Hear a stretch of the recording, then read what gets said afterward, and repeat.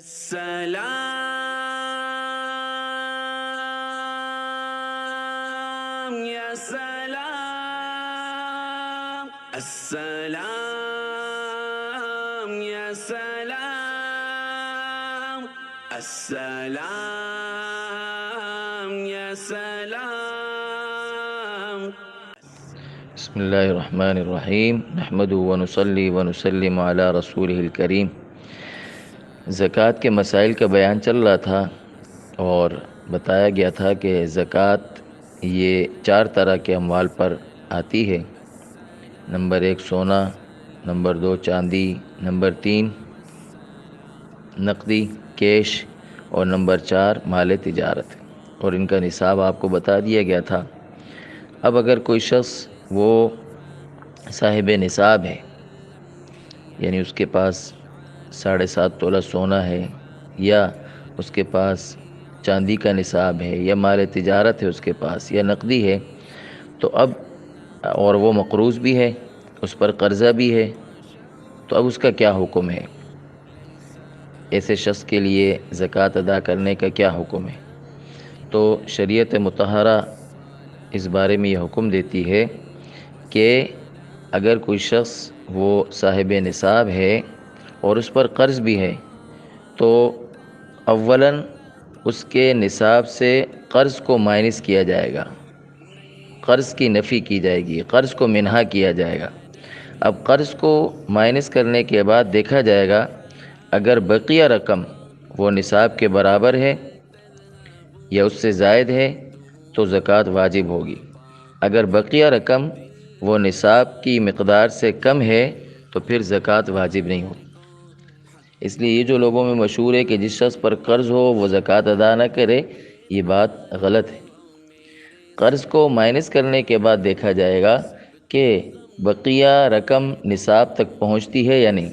مثال کے طور پر، جیسے آج کل ہم مثال کے طور پر یہ کر لیتے ہیں کہ آج کل نصاب چاندی کا 1 لاکھ روپے ہے۔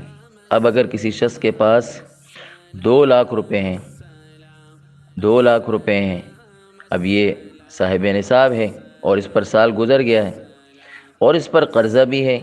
اب ہم دیکھیں گے اس پر قرضہ کتنا ہے۔ مثال کے طور پر اس پر قرضہ 1 لاکھ روپیہ ہے۔ اب ہم اس 2 لاکھ سے قرض کی رقم کو مائنس کرتے ہیں، 1 لاکھ کو منہا کرتے ہیں، تو باقی 1 لاکھ بچتے ہیں، اور 1 لاکھ بھی یہ نصاب کے برابر ہے، لہذا اس پر 1 لاکھ کی زکوٰۃ ادا کرنا ضروری ہوگا۔ اور اگر بالفرض اس شخص پر قرضہ 1.5 لاکھ ہے، 1.5 لاکھ قرضہ ہے اور کل مالیت اس کے پاس 2 لاکھ ہیں، اب ہم قرض کو مائنس کرتے ہیں 1.5 لاکھ کو، تو باقی 50,000 بچتے ہیں، تو 50,000 یہ نصاب کے برابر نہیں، لہذا اس شخص پر زکوٰۃ نہیں آئے گی۔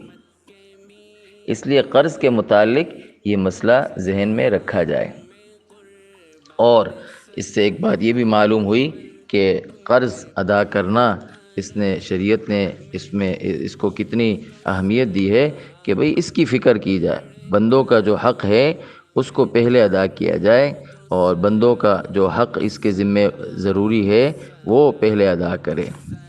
دوسرے، قرض کے متعلق یہ بات بھی ذہن میں رکھیں کہ اگر کوئی شخص کسی کو قرضہ دے دیتا ہے، اب مقروض وہ قرض نہیں ادا کر پا رہا، وہ غریب ہے، اب یہ جس نے قرض دیا ہے صاحب قرض، یہ مقروض کو کہتا ہے کہ بھئی میں نے زکوٰۃ میں اس کو چھوڑ دیا، زکوٰۃ میں اس کو دے دیا، تو اس سے زکوٰۃ ادا نہیں ہوگی۔ یہ بات اچھی طرح سے سمجھ لیجئے۔ اگر ایک شخص نے کسی کو قرضہ دیا، اب وہ قرض ادا نہیں کر پا رہا، اور یہ شخص جس نے قرضہ دیا یہ اسے زکوٰۃ میں مائنس کر دیتا ہے کہ میں نے یہ زکوٰۃ دے دی اس کو، تو اس سے زکوٰۃ ادا نہیں ہوگی۔ اس لیے کہ دیکھیے، زکوٰۃ ادا کرنے کے لیے 2 چیزیں ضروری ہیں۔ نمبر 1، یا تو دیتے وقت زکوٰۃ کی نیت ہو، یا جس وقت یہ اپنے مال کو الگ کر رہا ہے، اب اس مال کو زکوٰۃ کی نیت سے الگ کر کے رکھے۔ اور قرض دیتے وقت ان دونوں موقعوں پر یہ نیت نہیں پائی گئی، نہ تو قرضہ دیتے وقت اس نے نیت کی تھی کہ میں زکوٰۃ دے رہا ہوں، اور نہ ہی جب اپنے مال سے اس مال کو الگ کیا تھا تو زکوٰۃ کی نیت سے الگ کیا تھا۔ لہذا جب ان دونوں موقعوں پر نیت نہیں پائی گئی تو اس سے اب بعد میں اگر یہ زکوٰۃ کی نیت کرتا ہے تو زکوٰۃ ادا نہیں ہوگی، اس سے پھر زکوٰۃ ادا نہیں ہوگی۔